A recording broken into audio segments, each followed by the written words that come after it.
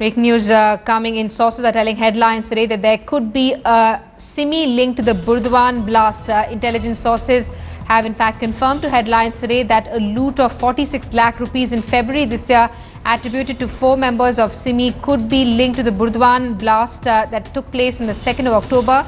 Effectively, this means that the money looted from an SBI branch in Chopadani town of Karimnagar district of Telangana at gunpoint is likely to have been used to fund blasts in Burdwan.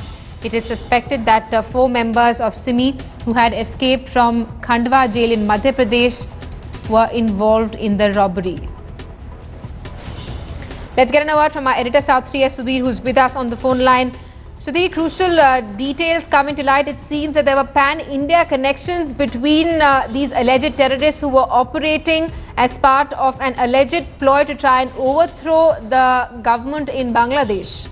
Well, it would seem so because the NIA officials visited this bank branch in Chopadandi town of Karimnagar district of Telangana, looked at the entire CCTV footage which was available of the bank robbery of 46 lakh rupees that happened in February this year. And what our sources are telling us is that there could be a possible link between these 4 suspected convicts who had escaped from the Khandwa jail of Madhya Pradesh, who are suspected to have actually carried out this robbery in Karimnagar district, and they may also have been involved in the Burdwan blast. So whether this money of 46 lakh was actually used to finance the blast is something that the NIA is now investigating. Remember, the NIA is now in charge of the Burdwan blast case, and they are trying to join the dots, connect the dots as it were, if there is any connection between the jailbreak and the Karimnagar bank robbery case and the Burdwan blast case.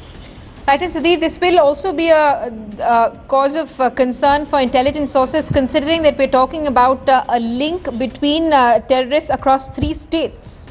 Absolutely, which is why I said they are trying to connect the dots, and it's extremely significant that they have tried to cover their tracks by actually spreading out in many states across India, Telangana state, Madhya Pradesh, and thereafter the terror attack taking place in Burdwan. So obviously there has been an attempt, a deliberate attempt being made to ensure that the police finds it actually very difficult to trace back the entire plot to actually carry out this attack. And so, interesting to note that SIMI, that so far had been believed to have become defunct, now believed to be involved in fueling terror activities. Also a link between SIMI and Bangladesh-based Jamaat now coming to light. In fact, my sources are telling me that that is something which they found extremely disturbing, because so far, as you mentioned, they thought that SIMI was essentially a defunct organization, not very active, and its place had been taken by the more recent terror groups like the Indian Mujahideen in India. But yes, this has definitely disturbed them. They are trying to look at the background of these possible convicts who had escaped from the Khandwa jail in Madhya Pradesh, and what their motives really could be. But this is something which they're definitely trying to establish as to the background of these 4 convicts who had escaped from Khandwa jail. All right, Sudhir, stay on with us. We're also being joined by Indrajit Kundu on the phone line from Kolkata. Indrajit, the interesting details coming to light on a day when the NIA chief is visiting Burdwan. Well, that's right. Lots of links, connections slowly emerging as the NIA is widening the ambit of its probe. Because if you notice, a few days back, there were around 5-6 people who were arrested from Assam as well. And there are links which the NIA is trying to probe whether or not there are modules which were operating out of Assam as well. As far as West Bengal is concerned, it is not only Burdwan where the NIA is,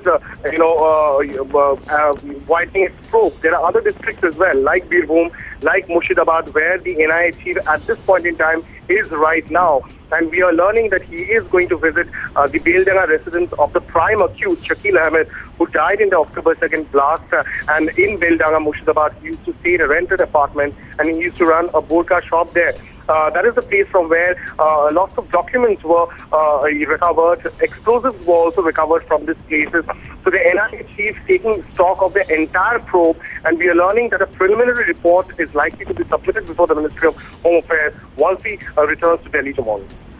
Indrajit and Sudhir, thanks so much for bringing us up to date with this breaking story. The latest we're tracking is that investigating agencies are now trying to track an alleged SIMI connect to the Burdwan blasts.